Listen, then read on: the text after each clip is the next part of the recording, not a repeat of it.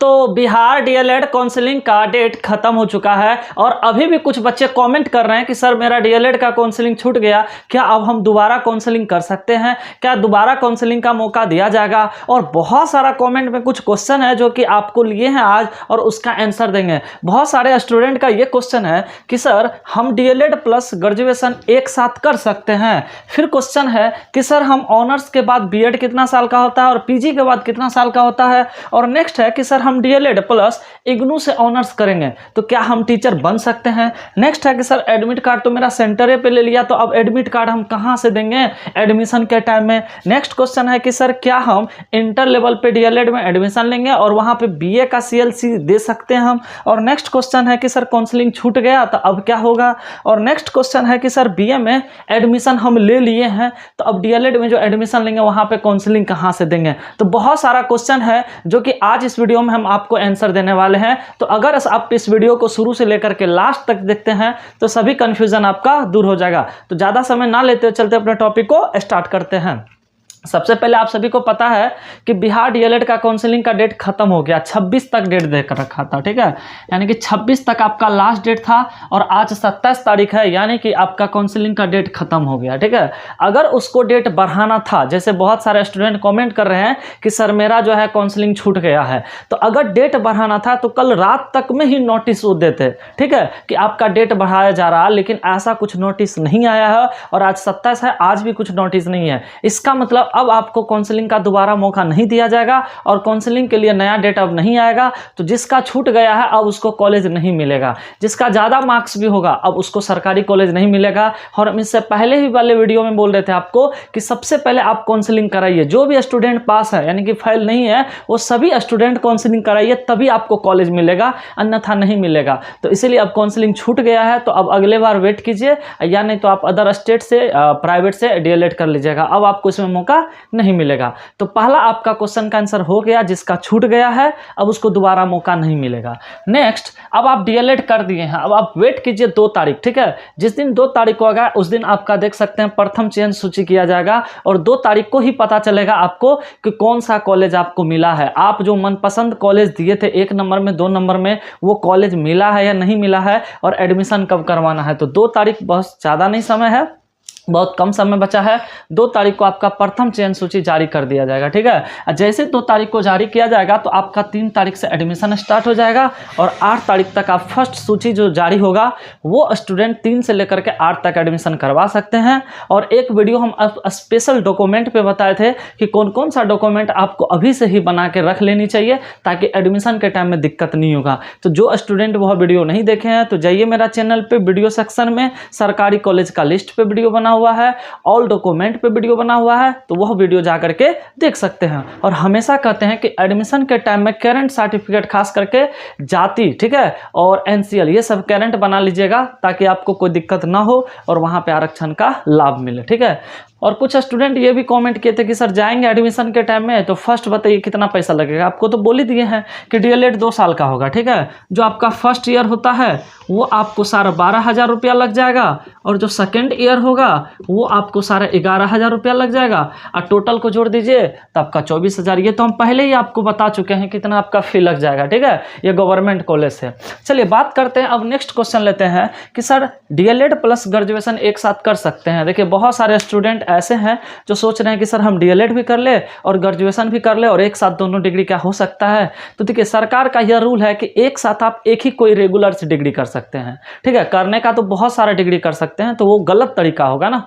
तो आप ऐसा डिग्री कीजिए ना कि एक साथ वैलिड हो। अब मान लेते हैं हम डीएलएड प्लस ऑनर्स कर लेंगे लेकिन वैलिड ही नहीं होगा तो फिर क्या फायदा ऐसा डिग्री करके। इसीलिए एक साथ आप डीएलएड ग्रेजुएशन कर सकते हैं, ठीक है, लेकिन कैसे वो बताते हैं। रेगुलर से आप एक साथ नहीं कर सकते। रेगुलर कहने का मतलब है डीएलएड में भी आप एडमिशन करवा लिए और जाकर के आप बीएन यूनिवर्सिटी या कोई भी यूनिवर्सिटी है वहां से आप ऑनर्स कर रहे हैं तो वो रेगुलर हो गया। ये आप नहीं कर सकते हैं। तो आपके लिए क्या ऑप्शन है, ये कर सकते हैं आप कि डीएलएड रेगुलर से कर लीजिए और ऑनर्स जो है वो इग्नू से कर लीजिए। ओपन यूनिवर्सिटी होता है वहां से आप कर सकते हैं इग्नू से। अगर आप इग्नू से कीजिएगा तो एक साथ दोनों वैलिड हो सकता है। इसीलिए जो भी स्टूडेंट चाहते हैं कि सर हम डीएलएड प्लस ऑनर्स एक साथ कर ले तो उसके लिए और ज़्यादा बेटर होगा आप रेगुलर से डीएलएड कर लीजिए और इग्नू से जाकर के ऑनर्स कर लीजिए। क्यों?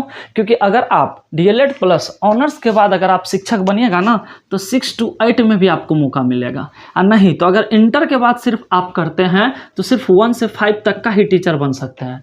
तो सिर्फ देखिए डीएलएड प्लस इंटर में 1 से 5 का टीचर बनिएगा, और अगर आप ऑनर्स कर लेते हैं तब डीएलएड भी आपका क्लियर होगा तो 6 से 8 का भी टीचर बन सकते हैं और वेतन आपको थोड़ा सा ज़्यादा मिलेगा।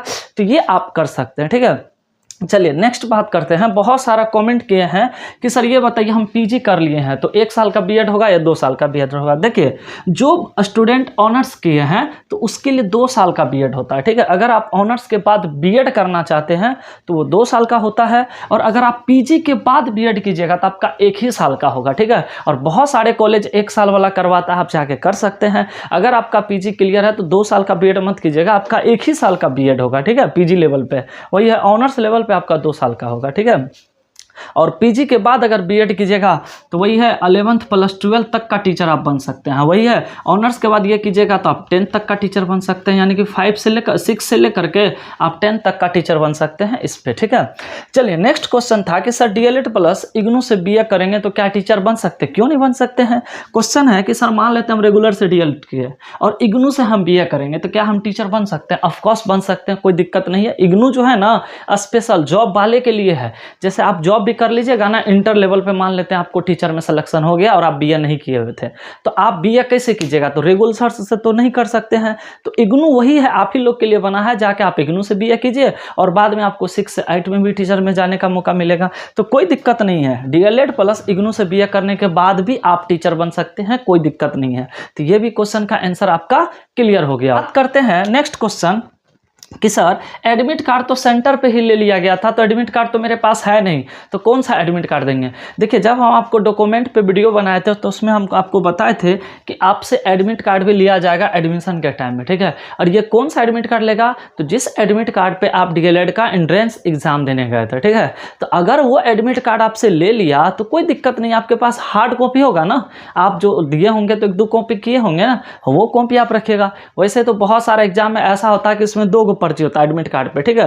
एक वो रख लेते हैं, एक पे साइन करके वो आपको दे देते हैं। तो पता नहीं इसमें नहीं अगर हुआ है तो कोई दिक्कत ना, आपके पास हार्ड कॉपी होगा वो दे दीजिएगा, ठीक है। अगर मांगेंगे तब, नहीं मांगेंगे तो कोई दिक्कत नहीं है। चलिए नेक्स्ट है कि सर बीए का सीएलसी दे सकते हैं, क्योंकि आपको पता है आप जो डीएलएड कर रहे हैं वो तो इंटर के बाद डीएलएड होगा, तो आपके पास तो इंटर का ना चाहिए वहाँ पे सीएलसी, और आप क्या करेंगे तो बीए भी कर लिए हैं और आप बीए के बाद चाहते हैं कि हम डीएलएड करेंगे, तब आप तो आपके पास तो इंटर का सीएलसी नहीं होगा, क्योंकि वो सीएलसी तो आप बीए में नाम लिखा चुके होंगे। तो कोई दिक्कत नहीं है अगर आप बीए के बाद डीएलएड कर रहे हैं, ठीक है। बीए के बाद अगर आप डीएलएड कर रहे हो और आपका सीएलसी जो है बीए में नाम लिखाने के दौरान वहाँ पे जमा कर दिए थे तो कोई दिक्कत नहीं, वहाँ से जो आपको बीए का सीएलसी देगा आप उस पर भी एडमिशन ले सकते हैं, कोई दिक्कत नहीं। इसीलिए बीए का सीएलसी दे करके आप एडमिशन ले सकते हैं, कोई दिक्कत नहीं होगा। तो आपका ये भी कन्फ्यूज़न दूर हो गया होगा, ठीक है। तो आपको समझ में आ गया होगा कि सर हम बीए का सीएलसी दे सकते हैं, एडमिशन ले सकते हैं, कोई दिक्कत नहीं है। नेक्स्ट है कि सर काउंसलिंग छूट गया है अब हो सकता है, तो हम पहले ही बता दिए थे जिस स्टूडेंट का काउंसलिंग हो यानी कि छूट गया है अब उसके पास कोई ऑप्शन नहीं है दूसरा, ठीक है। अब आप वेट कर लीजिए अगले साल का, या तो अदर स्टेट से डायरेक्ट अगर एडमिशन होता है प्राइवेट कॉलेज से यानी कि दूसरा राज्य से तो आप वहां से डीएलएड कर लीजिए, अन्यथा आप फिर नेक्स्ट ईयर का वेट कीजिए कि कब आएगा इसका फॉर्म। चलिए नेक्स्ट है कि सर हम बीएड में एडमिशन ले या नहीं ले। अभी बहुत सारे स्टूडेंट के मन में कन्फ्यूजन है, जैसे अभी बीए का एग्जाम चल रहा है, ठीक है। सॉरी एग्जाम नहीं चल रहा, एडमिशन चल रहा है, ठीक है। तो बीए का फर्स्ट मेरिट लिस्ट जारी कर दिया है और एडमिशन भी चल रहा है। अब बहुत सारे स्टूडेंट के मन में कन्फ्यूजन है कि सर मेरा डीएलएड एंट्रेंस में इतना नंबर है तो क्या हम बीए में एडमिशन ले या छोड़ दे। बहुत सारे स्टूडेंट कन्फ्यूजन में है, तो हम आपको बताते हैं अगर आपको ऐसा लग रहा है कि डीएलएड में आपका अच्छा मार्क्स है, ठीक है, और हमको सरकारी कॉलेज मिल जाएगा तो फिर आप बीए में क्यों एडमिशन लीजिएगा। क्योंकि बच्चा यहाँ पे इसलिए कंफ्यूजन में है ना, वो सोच रहा है कि सर अगर हम बीए में एडमिशन लेंगे तो फिर वहाँ पे मेरा डॉक्यूमेंट सीएलसी यार पैसा वैसा लग जाएगा और फिर इधर डीएलएड का भी आ जाएगा तो फिर सर दिक्कत है ना। तो हम आपको बताते हैं क्या करना चाहिए। अगर आपका डीएलएड में अच्छा मार्क्स है, आपको लग रहा है कि सर मेरा अच्छा मार्क्स हो जाएगा, तब तो आप एडमिशन नहीं लीजिए बीए में, ठीक है। डायरेक्ट जाके डीएलएड में आप एडमिशन ले लीजिएगा, कोई दिक्कत नहीं है। नहीं अगर आपको लग रहा है कि कि सर हमको कम मार्क्स है, ठीक है, बहुत कम मार्क्स है और हम सर क्या करें, तो आप बीए में ज़रूर एडमिशन ले लीजिए, ठीक है। आपके पास एक ऑप्शन होगा, नहीं तो ऐसा पता चलेगा कि बीए में आपका नाम आया है और एडमिशन नहीं लीजिए, बाद में डीएलएड भी नहीं होगा, तो फिर आप कहीं का नहीं रहिएगा, ठीक है। तो थोड़ा सा पैसे ना खर्चा होगा, आप क्या कीजिए ना, बीए वाला में जाके एडमिशन ले लीजिए, ठीक है। उसके बाद अगर आपका उसमें मेरिट लिस्ट में आ जाएगा, अगर आपको गवर्नमेंट कॉलेज या प्राइवेट कॉलेज मिल गया डीएलएड और आप चाहते हैं हम डीएलएड करें, तो यहाँ से फिर नाम कटा के वो जो सीएलसी देगा ना, उस सीएलसी पे जाके आप वहाँ पे एडमिशन ले लीजिएगा ना, कोई दिक्कत नहीं होगा। तो ये आप कर सकते हैं, आपको कोई दिक्कत नहीं होगा, ठीक है। तो आज की जानकारी यहीं पे थी। अगर और भी कोई जानकारी लेना हो तो कमेंट करके आप हमसे पूछ सकते हैं, हम जरूर कोशिश करेंगे आपको कमेंट में रिप्लाई देने का। नहीं दिए तो फिर हम नेक्स्ट वीडियो बना करके आपको इसका रिप्लाई दे देंगे। तो अगर आज का वीडियो आप सभी को अच्छा लगे तो प्लीज़ वीडियो को लाइक कर दीजिएगा, और हमारे चैनल पर अगर आप पहली बार आए हैं तो चैनल को सब्सक्राइब कर बेल आइकन का घंटी होकर से दबा दीजिए, ताकि हम कोई भी वीडियो डालें तो उसका नोटिफिकेशन आपको मिलता रहे, क्योंकि इस चैनल के माध्यम से इसी प्रकार का इन्फॉर्मेशन वीडियो डालते रहते हैं, ठीक है। तो बस आज के लिए इतना ही रहने देते हैं, फिर नेक्स्ट वीडियो मिलते हैं। तो आप सभी अपना प्यार जरूर दीजिएगा, चैनल को जरूर सब्सक्राइब कर लीजिएगा, और पूरा वीडियो देखने के लिए आपका बहुत बहुत धन्यवाद। Thank you so much. Radhe Radhe.